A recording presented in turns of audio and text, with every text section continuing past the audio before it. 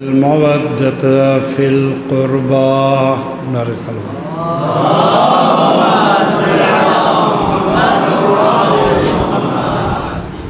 محبان اہل بیت، شیعان حیدر کرار، عزاداران ابا عبداللہ الحسین، سب سے پہلے میں آپ سبھی حضرات کا شکر گزار ہوں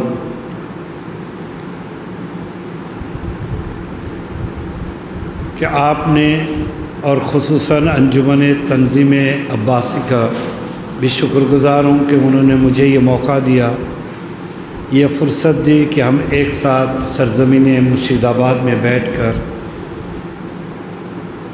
ذکر حسین کر پائے۔ اور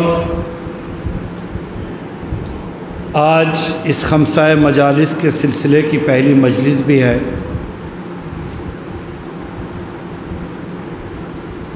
ذاکر کو چاہیے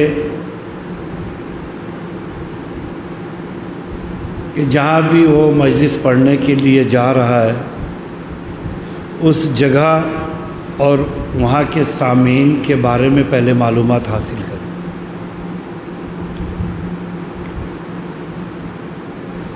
کیونکہ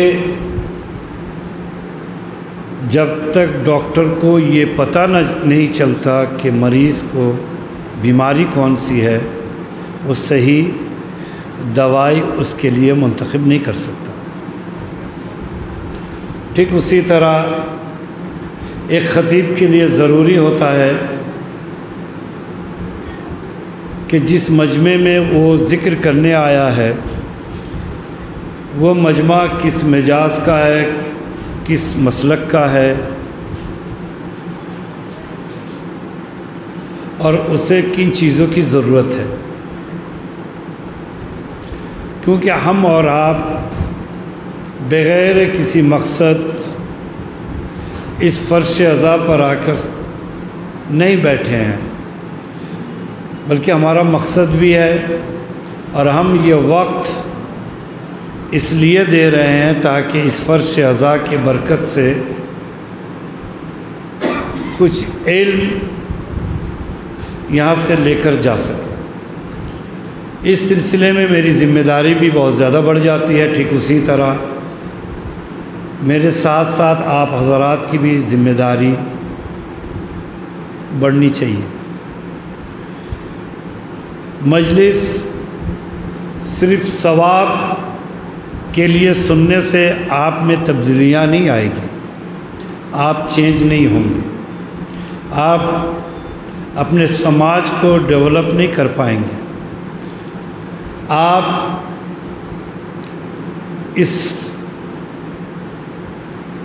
گناہوں کے گرم بازار میں رہ کر اپنے آپ کو گناہوں سے بچا نہیں پائیے گا جب تک آپ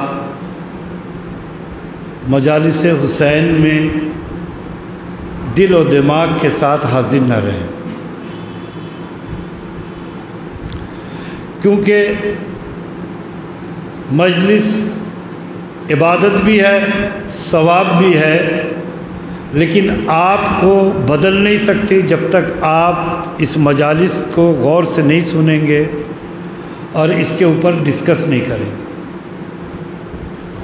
کیونکہ دنیا میں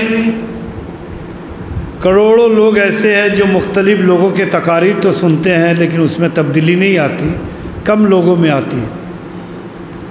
وہ اس لیے کہ لوگ مزے کے لیے سنتے ہیں، ٹائم پاس کرنے کے لیے سنتے ہیں، سیکھنے کی غرض سے نہیں سنتے، لیکن جب فرش عزا پہ بیٹھ کر سیکھنے کے لیے علماء کرام کی تقاریر کو آپ غور سے سنیں گے تو یقیناً آپ میں تبدیلی آئے گی۔ یہ مت سوچئے کہ تبدیل ہونا ناممکن ہے یا در اہل بیت پر آ کر اپنے گناہوں کے لیے معافی مانگنے سے آپ نا امید بھی نہیں ہو سکتے، کیونکہ حسین نے وہ دروازے روز عاشور کھول دیے کہ قیامت تک ہر کوئی در حسین سے مایوس نہیں ہو سکتا، نہ مایوس لوٹ سکتا ہے، کیونکہ جس کے وجہ سے حسین کے بچے پیاسے تھے، جس کے وجہ سے، جس کے لشکر کے وجہ سے حسین کربلا کے میدان میں گر چکے تھے، اسے کیا کہتے ہیں ہم؟ اس لشکر کا سردار کون تھا؟ ابن الزہرا کو وہاں تک کون لے کر گیا؟ ہم اور آپ بخوبی واقف ہے، جسے حر علیہ السلام کہا جاتا ہے۔ ایک بار مل جل کے صلوات پڑھیں۔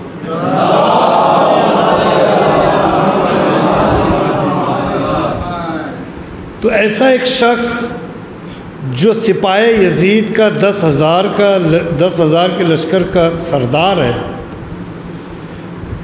جو گستاخی کرنے پہ آئے تو لجام فرض سے حسین پر ہاتھ بھی ڈال دے، اور عزت دینے پہ آئے تو یہ معرفت زہرا کی کمال دیکھیے۔ کہتا ہے کہ جب حسین نے کہا تیری ماں تیرے غم میں بیٹھ جائے، تو اس نے اتنا ہی تو کہا تھا کہ آپ کی ماں اگر زہرا نہ ہوتی تو میرے پاس بھی زبان تھا۔ یہی تو معرفت کی دلیل ہے۔ اس کے بعد نماز کی جب باری آئی تو یزید سپاہی یزید کے لشکر کا سردار ہونے کے باوجود بھی ایک دلیل و بیان دے کر جاتا ہے۔ جب مولا حسین نے کہا کہ نماز کا وقت ہو رہا ہے، تو جا اپنے لشکریوں کو نماز کے لیے آمادہ کر، ادھر نماز قائم کر، میں اپنے اہل و عیال کو لے کر ادھر نماز کو قائم کرتا ہوں۔ کیا میسج ہے مولا کا؟ کیا بتانا چاہ رہے ہیں مولا؟ ہم کسی کے نماز میں رکاوٹ نہ ڈالیں، ہم کسی کے نماز کو قبول نہیں ہوگی یہ بات نہ بولے، ہم کسی کی نماز کی توہین نہیں کر سکتے، ہے کہ نہیں؟ کیونکہ میرے برادر بزرگ اور میرے بہت مخلص بھی ہے، جن کے زیر سایہ ایران میں ہم نے کافی سال گزارے۔ ہمارے مولانا حجت الاسلام محمد علی صاحب قبلہ، مجھے امید نہیں تھی آپ سے ملاقات ہوگی۔ یہ فرش عزا کا کمال ہے جو سالوں بعد آج ان سے میری ملاقات ہو رہی ہے۔ ان کے سامنے میں جسارت کر رہا ہوں، لیکن مولا حسین ایک پیغام دے کر گئے ہیں۔ نماز کسی بھی فرقے کا ہو، کوئی بھی مسلک کا ماننے والا ہو، وہ نماز پڑھ رہا ہے، اور وہ نماز آج کے زمانے میں حسین کے وسیلے سے، حسین کے قربانی کے وجہ سے قائم ہے۔ چاہے سنی پڑھے چاہے شیعہ پڑھے، یزید چاہتا تھا کوئی نمازی نہ بنے، حسین چاہتا تھا ہر کوئی نمازی بنے، چاہے وہ اپنے مسلک کے اعتبار سے پڑھے۔ صلوات بر محمد علیہ۔ حسین نے یہ نہیں کہا کہ تو میرا مخالف ہے، میں رسول کا نواسہ ہوں، ہاں میں جنت کا سردار ہوں، میں قربانی دینے کے لیے جا رہا ہوں، میں تو وہ ہوں کہ پشت نبی پر آ جاؤں تو نبی سجدے سے سر نہ اٹھا سکے۔ لیکن امام نے یہ بات نہیں کہی کہ تیری نماز تو صحیح نہیں ہوگی بس میری صحیح ہوگی۔ امام نے یہ کہا تو ادھر نماز جماعت قائم کر، میں ادھر کرتا ہوں۔ تو اس کو بھی معرفت تھی حسین کی۔ اس نے کہا آپ کے رہتے ہوئے میں امامت کروں، امامت کے فرائض انجام دوں، آپ کے رہتے ہوئے میں الگ نماز قائم کروں، یہ ناممکن ہے۔ یہ ابن الزہرا، یہ مجھ سے نہیں ہو سکتا کہ آپ موجود رہے اور آپ سے دور ہٹ کر میں الگ نماز کو قائم کروں۔ وار معرفت حر۔ تو امام کی امیدیں جاگی کہ نہیں جاگی؟ امام نے مہلت کیوں لی؟ ابھی حر نہیں آیا، اسی لیے انتظار میں بھی تو تھے امام حسین کہ وہ شخص کہاں گیا جس کے انتظار کر رہا تھا، جو میری ماں کی اتنا احترام کرتا تھا، جس نے میرے رہتے ہوئے اپنے لشکریوں کے لیے الگ سے نماز جماعت بھی قائم نہیں کی۔ یہ حر کے معرفت حسین ہے جو حسین کے بارے میں وہ جانتا تھا، کیونکہ اس نے بھی تو سن رکھا تھا۔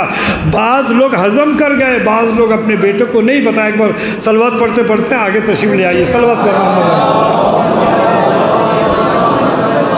سامنے فرش عزا پہ جگہ ہے، آپ تشریف لائیں۔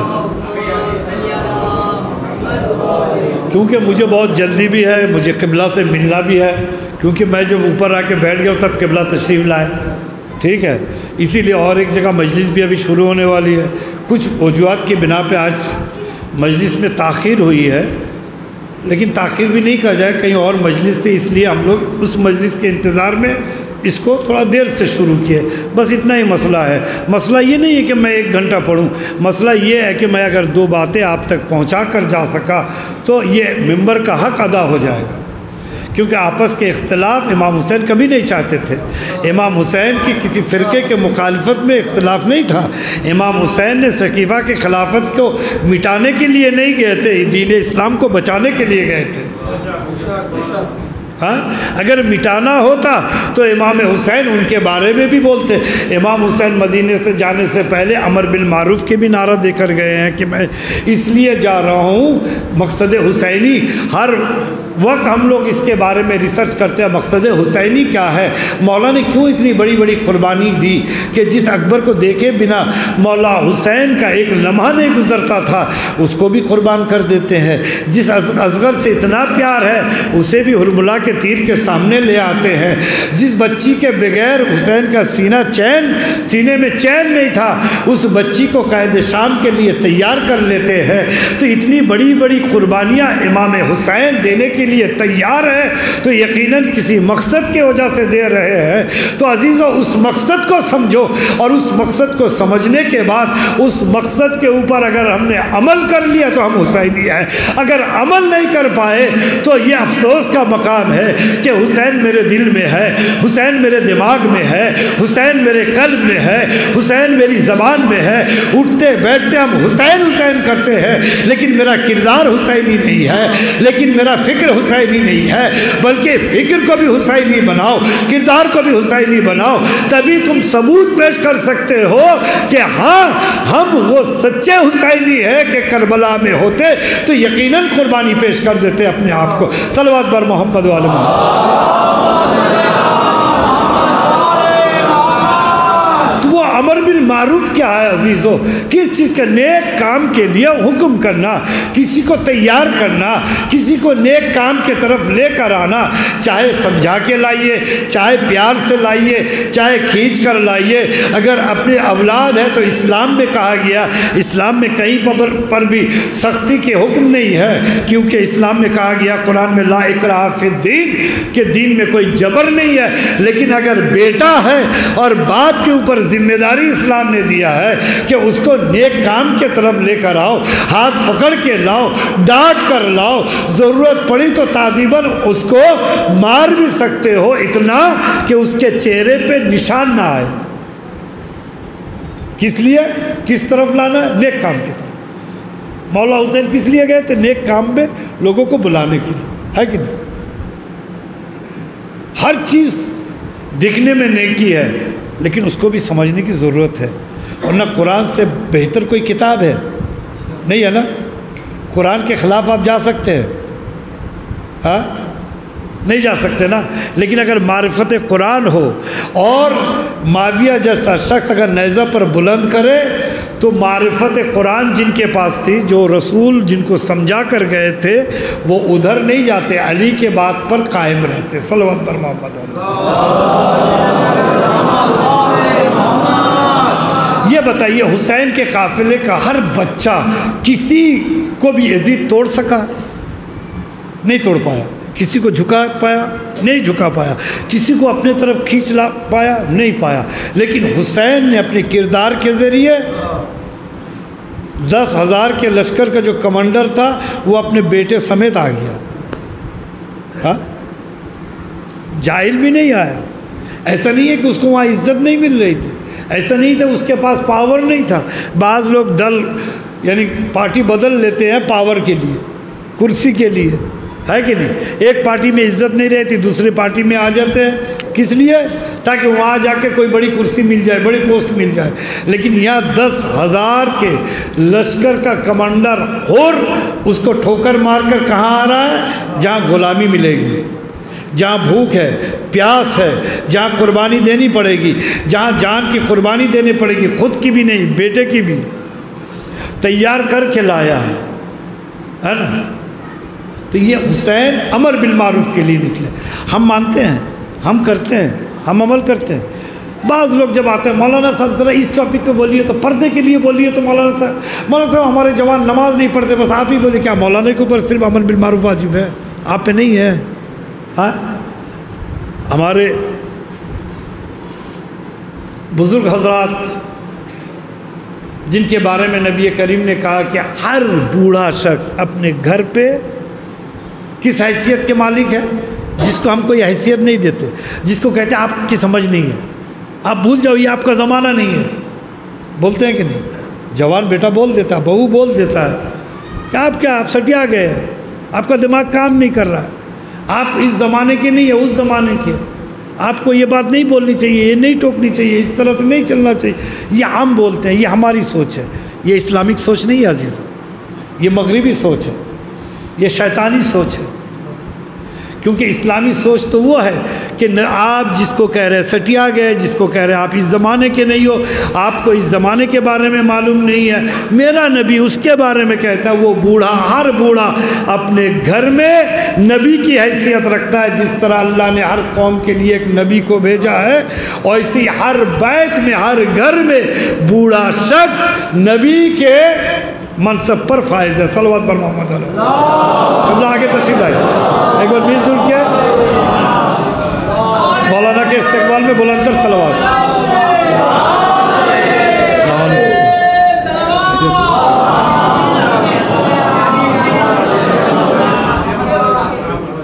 اور ایک بار مل جل کے صلوات پڑھی.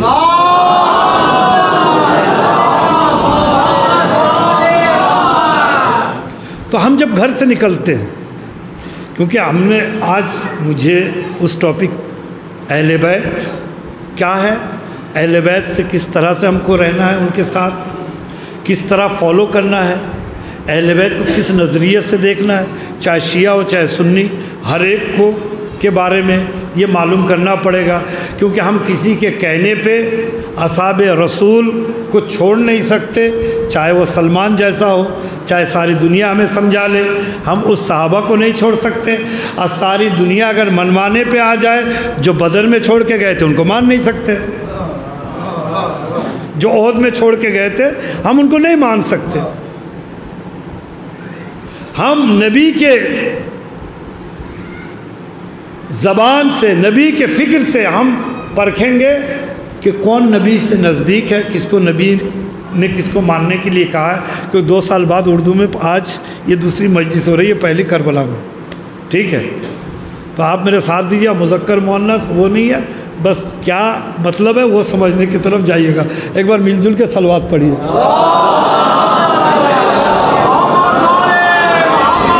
تو امام حسین نے واضح نعرہ دیا کہ میں امر بالمعروف کے لیے جا رہا ہوں، نہی عن المنکر کے لیے جا رہا ہوں. اور ہر جو گھر کا جو بڑا بزرگ ہے اس کے بارے میں میرے نبی نے کہا، جس کو ہم اتنا چھوٹا سمجھتے ہیں، ہاں، اس کے بارے میں کیا کہا، یہ نبی کی حیثیت رکھتا ہے اپنے گھر میں، جیسا ایک نبی امت پہ حیثیت رکھتا ہے. ہاں، تو ہم کو عزت کرنی چاہیے کہ نہیں؟ اگر گھر پہ نہیں کریں گے عزت، تو اس شخص کے بارے میں آپ کی کیا رائے ہے جنہوں نے میری نبی کی عزت نہیں کی؟ ہاں، جنہوں نے میرے نبی کی عزت نہیں کی، اس وقت تو آپ ناراض ہو جاتے، یہ شخص کیسا تھا. تو نبی سے تشبیہ دی ہے آپ کے دادا کو، آپ کے والد کو، آپ کے دادا سسر کو. جو گھر پہ جو بڑا ہے آپ اس کے ساتھ کیا کر رہے ہیں، یہ آپ کو سوچنا چاہیے. اب میں ان بزرگ حضرات سے کہتا ہوں جن کو نبی نے کہا کہ یہ نبی کی حیثیت رکھتا ہے اپنے گھر پہ، اپنے خاندان والوں پر، تو جب نبی کی حیثیت پر فائز کر دیا تو تبلیغ کرنا ضروری ہے کہ نہیں؟ امر بالمعروف کرنا ضروری ہے کہ نہیں؟ ہے کہ نہیں؟ انگلی پکڑ کے فرش اعضا تک تو لے کر آتے ہوئے ہر ایک کو دیکھا میں نے، کبھی مصلی پہ لے جاتے ہوئے نہیں دیکھا.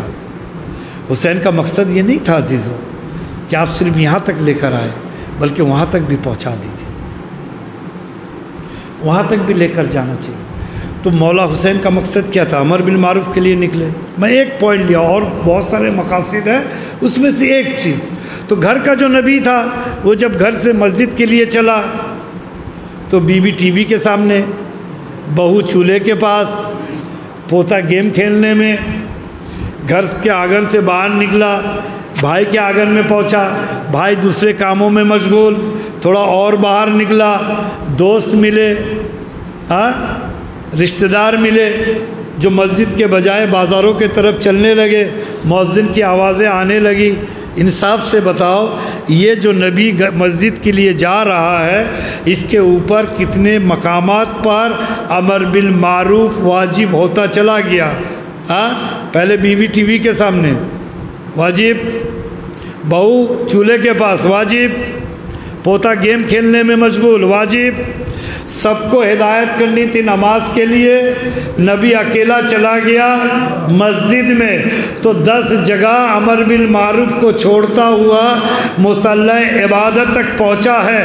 عزیزو، امام حسین مظلوم صرف مصلی عبادت سے خوش ہونے والے نہیں ہیں، ورنہ بہت سارے لوگ تھے حسین کربلا میں قربانیاں پیش کر رہے تھے، لوگ مصلی پکڑ کے بیٹھے ہوئے تھے، آج ان کی نمازیں ان کے منہ پر مار دی گئی، کیونکہ ضرورت تھی اس نماز کو بچانے کی ضرورت تھی، پڑھنے کی نہیں۔ اس وقت ایک شخص یکو تنہا دشمن ادا کے تیروں کے درمیان نماز کو قائم کرتا رہا، تاکہ یہ نماز تم کو برائی سے روکتی ہے، برائی سے روکتی ہے۔ اور ایسے بھی نمازی تھے جن کو نماز پڑھنے کی اتنی جلدی تھی، جن کو حسین کی معرفت نہیں تھی، دین کی معرفت نہیں تھی، جن کو کون سا کام کب کرنا چاہیے یہ معرفت نہیں تھی، وہ سادے مسلمان وہ یہ کہہ کر آوازیں لگا رہے تھے، ارے شمر ذرا جلدی کر، عصر کا وقت ہو رہا ہے، ہمیں نماز قائم کرنی ہے، حسین کے سر کو جلدی سے کاٹ کر لا۔ جس کے لیے رسول کے نماز کو طول دے خدا، اس کے سر کاٹنے کے لیے، اس کے سر کاٹنے کے لیے جلدی ہے تاکہ نماز کو ادا کر سکے۔ بتاؤ یہ نماز کیسی نماز ہوگی؟ اب اور اسی نماز میں اسی حسین پہ درود بھی بھیجنے کے لیے تیار ہے جس کے سر کاٹ کر لے کے گئے۔ آج جتنے بھی فرقے ہیں وہ اپنی نمازیں ادا کرتے ہیں، بتا دو ہر نماز میں تم درود پڑھتے ہو کہ نہیں؟ درود پڑھتے ہو کہ نہیں؟ اگر درود پڑھتے ہو تو کس کے نام پہ پڑھتے ہو؟ آج جن کے نام پہ تم نماز پہ اگر ان کے اوپر درود نہ بھیجو تو تمہاری نمازیں تمہارے منہ پر مار دی جائے گی، قبول نہیں ہوگی۔ تو جو نماز اتنی اہم رکن ہے شریعت کے، صلوات بر محمد و آل محمد، ایک بار بلند تر صلوات۔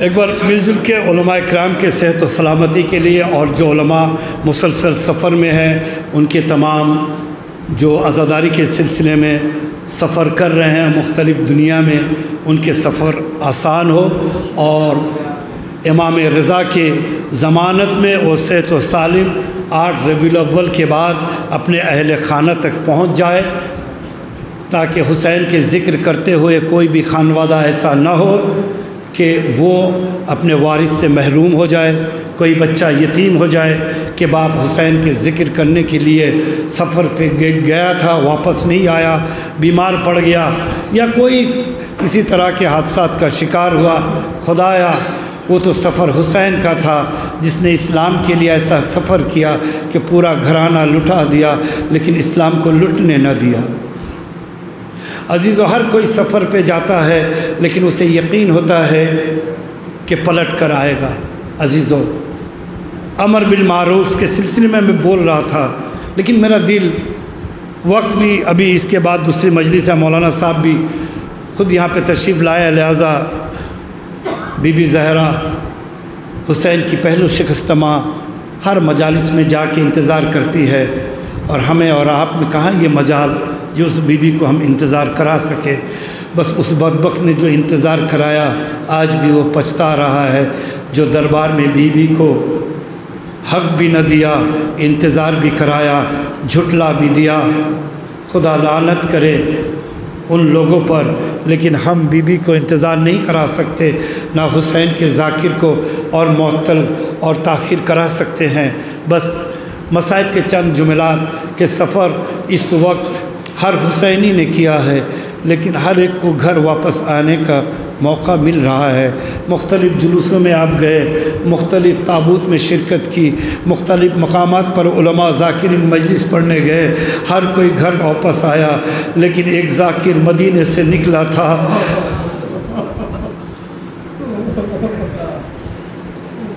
جو اسلام کے ذکر کرتا ہوا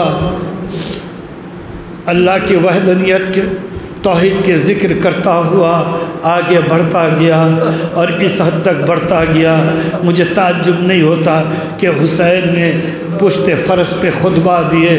مجھے تعجب اس وقت ہوتا ہے جب ایک کٹا ہوا سر نو کے نیزہ پر جانے کے بعد بھی تلاوت کلام پاک انجام دیتا ہے۔ عزیزو، ہاں مختلف سفر کی بات آپ سنتے ہیں، اب جب واپس آتے ہیں کسی سفر سے لوگ احوال سفر آپ سے پوچھتے ہیں، رشتہ دار جمع ہوتے ہیں، سفر میں کیا ہوا، بیٹا پوچھتا ہے بابا سفر میں کیا کیا ہوا۔ لیکن ہاں زینب جب سفر سے واپس آئی، مدینے والوں نے پوچھا اے زینب تم تو کوفے کی شہزادی تھی، لیکن بتاؤ جب قیدی بن کر تم کوفے پہنچی تو تمہارے اوپر کیا کیا بیتی۔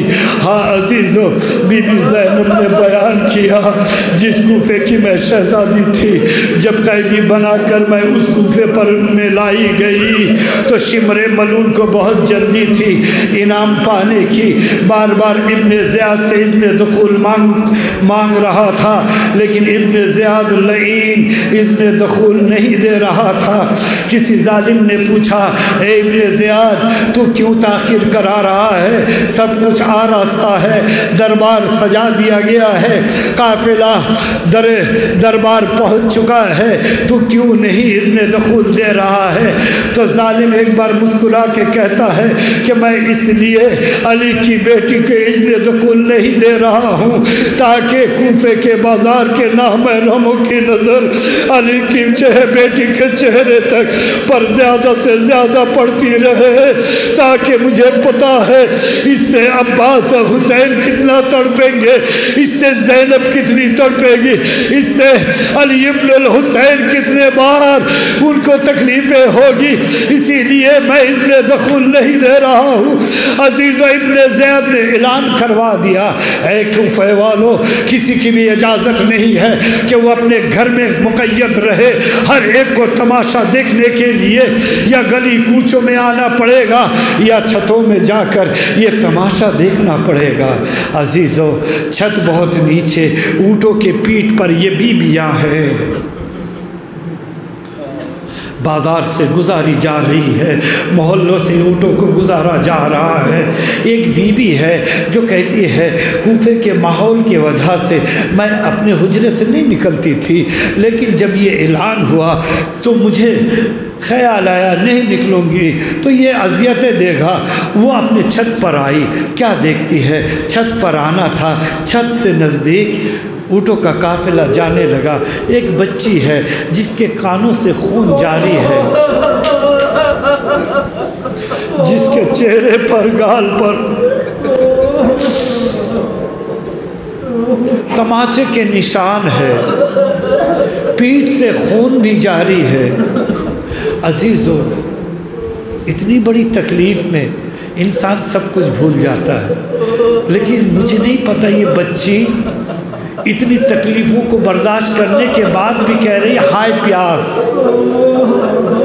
جب الاتش کی آواز بلند کی میں تڑپ گئی، میں نے کہا یہ بچی معمولی پیاسی نہیں ہے کہ اتنے تکلیفوں کے بعد کسی بھی تکلیف کی شکایت نہیں کرتی بلکہ پیاس کی شکایت کر رہی ہے۔ میں دوڑ کر اپنے کمرے میں گئی، ایک کوزے میں پانی لیا، کچھ کھجوریں لے کر آیا، چھت سے اس بچی کے طرف آگے ہاتھ بڑھا دیا، بڑھانے کے بعد جیسی بچی کو پیش کیا میں نے ایک بات کہی، بی بی ذرا میرے لیے دعا کر دینا، پہلے یہ پانی پی لو، یہ کھجوریں کھانے کے بعد پانی پی لینا۔ اہل بیت کی بچی ہے، حسین کی بیٹی ہے، کسی نے تقاضا کیا، دعا کی اور پہلے پانی پی لے؟ یہ ممکن نہیں۔ بس ہاتھوں کو روک لیتی ہے بی بی، کہتی تیری خواہش کیا ہے، تیری خواہش کیا ہے؟ سکینہ سے کہہ رہے، وہ بی بی جو باپ کے سینے کے بغیر نہیں سوتی تھی، جسے جو باپ کو اتنی لاڈتی تھی، اس سکینہ سے کہہ رہے بی بی اتنی دعا کر، پہلی دعا میری یہ ہے کہ کوئی تیری طرح یتیم نہ ہو اور میری بچیاں تو بالکل نہ ہو، نہ تیرے طرح میرے بچے اسیر ہو۔ سکینہ پہ کیا بیتی، ایک بار بابا کے کٹے ہوئے سر کے طرف دیکھ کر دعا کرتی ہے، خدایا میری مظلومیت پہ رحم فرما، میں دعا کرتی ہوں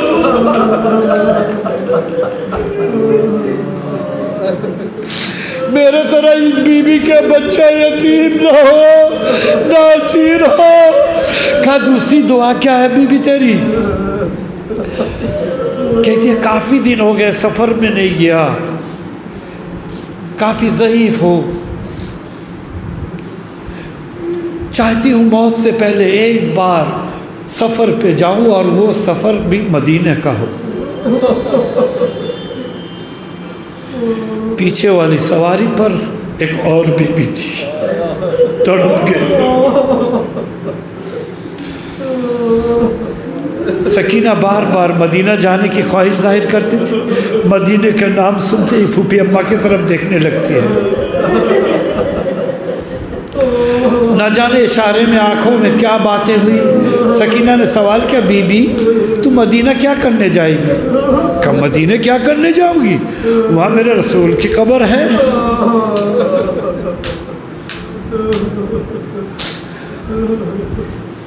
وہاں خاتون جنت میری بی بی فاطمہ الزہرا کی قبر ہے، وہاں پر میرے دو شہزادے حسن حسین رہتے ہیں، وہاں پر میری دو شہزادی زینب و کلثوم رہتی ہے، تم پوچھتی ہو میں مدینہ کیا کرنے جاؤں گی؟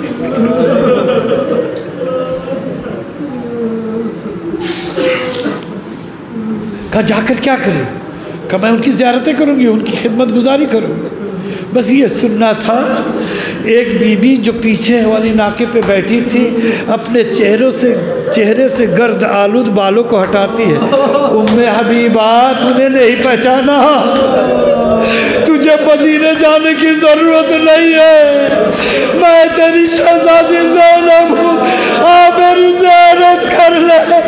بی بی تڑپ جاتی ہے، سر و سینہ پیٹتی ہوئی کہتی ہے اے میری شہزادی میرے آقا حسین کی کیا خبر؟ بی بی کہتی ہے آگے نیزے پہ ذرا نظر کو دوڑا، جیسے ہی نظر کو دوڑانا تھا کیا دیکھتی ہے، ایک نیزے پہ میرا مولا حسین تلاوت کلام پاک میں مشغول ہے، آواز دیتی ہے ام حبیبہ السلام علیکہ یا ابا۔